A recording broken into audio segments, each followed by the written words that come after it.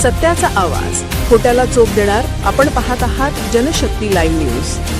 निर्भीड बातम्या, निडर पत्रकारिता. सरकारी भ्रष्टाचार, पेपरफुटी व बेरोजगारी विरोधातील आत्मक्लेश आंदोलनाला लोकशाही अभियान राखा वर्धाचा लेखी पाठिंबा.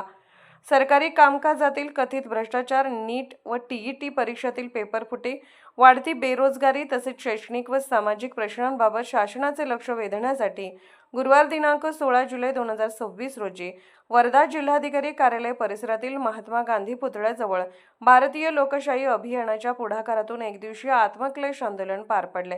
या आंदोलनाला लोकशाही अभियान शाखा वर्धा यांनी अधिकृत लेखी स्वरूपात जाहीर पाठिंबा दिला. सकाळी 10 ते दुपारी 1 या वेळेत झालेल्या आंदोलनात विविध सामाजिक, शैक्षणिक, सांस्कृतिक, कामगार व परिवर्तनवादी संघटनांचे पदाधिकारी, कार्यकर्ते आणि नागरिक मोठ्या संख्येने सहभागी झाले. दिल्ली येथील जंतर मंतरवर सुरू असलेल्या आंदोलनाला पाठिंबा दर्शवण्यासाठी हा उपक्रम आयोजित करण्यात आल्याचे आयोजकांनी सांगितले.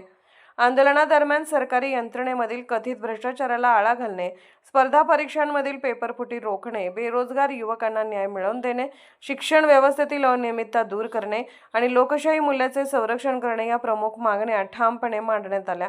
शासनाने या प्रश्नावर तातडीने प्रभावी उपाययोजना कराव्यात अशी मागणी उपस्थितांनी केली.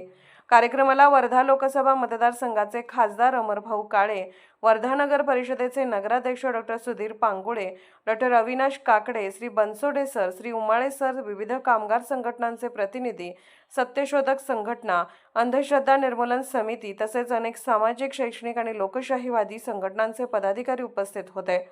जिल्हा organization for rights of human लोकशाही अभियान शाखा वर्धा यांच्या नेतृत्वाखाली आंदोलनाचे आयोजन करण्यात आले. सहसचिव डॉ. गजानन भोबाटे, श्री प्रदीप निमजे तसेच संघटनेचे पदाधिकारी आणि कार्यकर्त्यांनी आंदोलनाच्या यशस्वी आयोजनासाठी विशेष परिश्रम घेतले.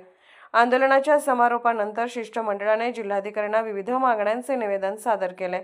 तसेच या निवेदनाची प्रत भारताचे महामहिम राष्ट्रपती यांच्याकडे पाठवण्यासाठी आवश्यक कार्यवाही करण्याची विनंती करण्यात आली.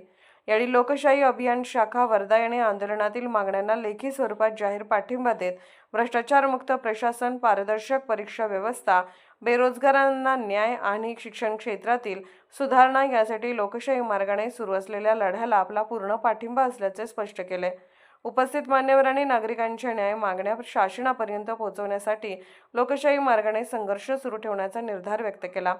शासनाने जनतेच्या भावना लक्षात घेऊन भ्रष्टाचार, पेपरफुटी, बेरोजगारी आणि शिक्षण क्षेत्रातील अनियमिततेवर तातडीने ठोस निर्णय घ्यावेत अशी एकमुखी मागणी आंदोलनातून करण्यात आली. जनशक्ती लाईव्ह न्यूज चॅनलला लाईक करा, शेअर करा आणि सबस्क्राईब करा.